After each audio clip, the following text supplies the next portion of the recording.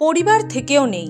পথে পথে ঘুরে দোকানের সামনে, মন্দিরে কোনোভাবে দিন কাটাচ্ছিল চুঁচুড়ার বৃদ্ধ বিমল বিশ্বাস। নিরাশ্রয় বৃদ্ধকে আশ্রয় দিলেন পুলিশ কর্মী সুকুমার উপাধ্যায়।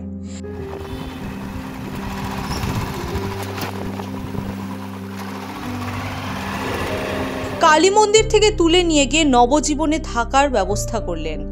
আশ্রয় পেয়ে পুলিশ কর্মীকে জড়িয়ে কেঁদে ফেললেন বৃদ্ধ।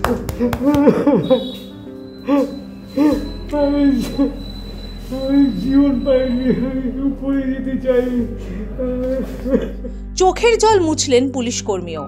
একসময় গাড়ি চালাতেন, থাকতেন হেমন্ত বসু কলোনির ভাড়া বাড়িতে। বয়সের কারণে এখন আর কাজ করতে পারেন না, তাই বাড়ি ভাড়াও দিতে পারেননি, নিরাশ্রয় হতে হয়। পথে পথে ঘুরে কোনোভাবে খাবার জোগাড় হলেও রাতে থাকবেন কোথায়? কিছুদিন ধরে চুঁচুড়া চকবাজারে একটি ফার্নিচারের দোকানের সামনে আশ্রয় নিয়েছিলেন ষাটোর্ধ্ব বিমল বিশ্বাস, কিন্তু সেখান থেকে ঠাঁই নাড়া হতে হয়।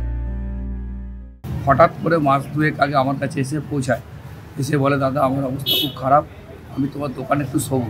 যাই হোক, আমার ব্যবসা প্রতিষ্ঠান বলে আমি দোকানে শুতে দিইনি।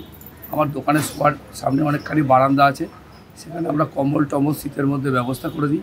উনি দীর্ঘদিন ছিল, কিন্তু কোনো একজন অজ্ঞাত পরিচয় ব্যক্তি দীর্ঘ 15-20 দিন আগে হঠাৎ করে ওনাকে রাত্রিবেলা তুলে 3 মিনিট 16 সেকেন্ড ধরে মারধর করে, কিন্তু তাকে আমরা সিসিটিভিতে দেখেও চিনতে পারিনি। যাই হোক, তারপর ওনাকে নিয়ে এসে কালী মন্দিরের স্থান নেয়। তারপর আমরা ওনাকে ওষুধপালা কিনে দিই।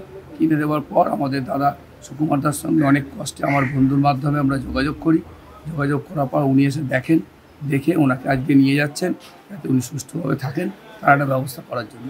চন্দননগর পুলিশ কমিশনারেটের পুলিশের লাইনে কর্মরত কনস্টেবল সুকুমার উপাধ্যায় এর আগেও বহু মানুষের পাশে দাঁড়িয়েছেন।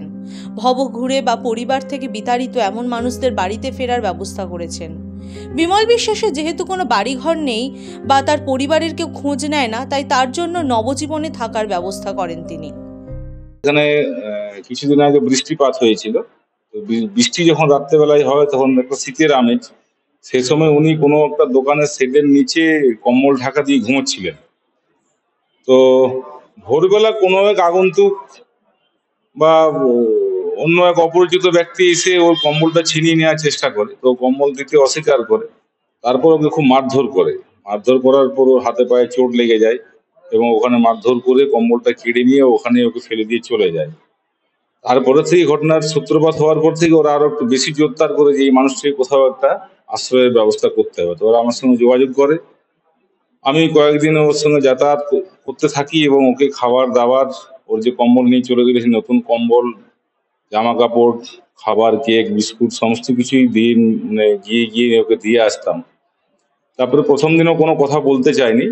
আস্তে আস্তে ওর পাশে বসে প্রায় ঘন্টা দুয়েক আস্তে আস্তে বাচ্চা ছেলের মতো গল্প করার পর ও ভিতরের যে সমস্ত ক্ষোভ, সেই সমস্ত আমার কাছে উগরে দেয় যে আমি খুব কষ্টের মধ্যে আছি, পরিবারের লোক আমার কেউ দেখে না। মাথার উপর একটা ছাদ আর দুবেলা খাবারের নিশ্চয়তা পেয়ে পুলিশ কর্মীকে জড়িয়ে ধরে কাঁদছেন বৃদ্ধ। সুকুমারের চোখেও তখন জল।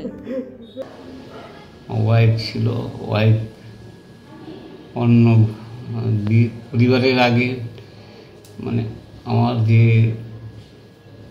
ছিল যারা, এই পরিবারই আমাকে মানে সর্বনাশ করে দিয়েছিল। আপনার ওয়াইফ বর্তমানে কোথায়? বলতে পারবো না। তারা কেউ খোঁজ রাখেন আপনার? না। কবে বেরিয়ে এসছেন বাড়ি থেকে? বের করে দিয়েছে? বাড়ি নেই, আমি করতে চেয়েছিলাম। তারা ভদ্রমহিলার সাথে যে অন্য লোকের সাথে যে সংসার ছিল, এটা আমি খুব অন্য টাইপের লোক। এটা মানে নিজে ভাবতাম না যে রোজগার করে তাকে এনে দিয়ে দিতাম, উনি আনন্দ ফুর্তি করতেন।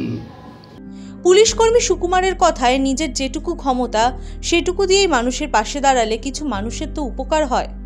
Bureau report, the wall.